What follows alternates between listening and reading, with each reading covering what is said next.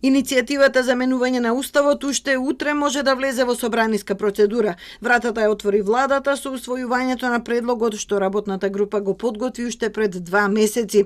Се предлагаат 3 интервенции. Во преамбулата да се додадат и бугарскиот, хрватскиот, црногорскиот, словенечкиот, еврејскиот и египтјанскиот народ, како и во делот за дијаспората и за комитетот на заедници. Владата очекува конструктивност од сите партии и надпартиски консензус, бидејќи ваквата одлука ќе овозможи втората меѓувладина конференција со ЕУ до декември оваа година. Но ВМРО ДПМН не покажува знаци дека 44-цата пратеници од нивната пратеничка група би можеле да ги поддржат уставните измени. Во ставот не ги поколеба ниту Вајмарската тројка, која 2 дена уверува дека сега е моментот да се определи европската иднина на земјата и дека нови бугарски барања нема да има.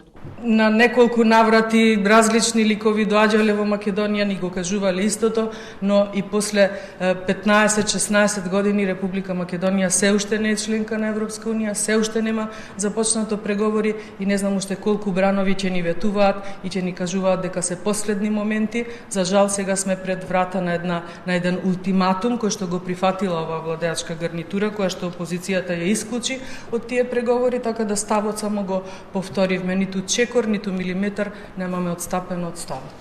Другите пратенички групи немаат дилеми. Тоа го покажала и средбата кај спикерот Талат Џафери, од која произлегува и барање за поголема поддршка и гаранции од европските партнери.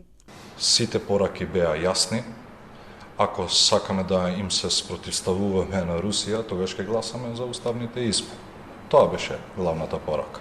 Постапката за менување на уставот трае 4 до 5 месеци, од добивањето бројче во собраниската архива до првото гласање на пленарна седница треба да изминат 30 на дена. Се очекува да биде закажана околу 20 август, независно што тоа е месецот кога пратениците користат годишен одмор. Неопходно е за предлогот да гласаат 80 пратеници, како и најмалку 21 пратеник од малцинските заедници при Бадинтеровото гласање.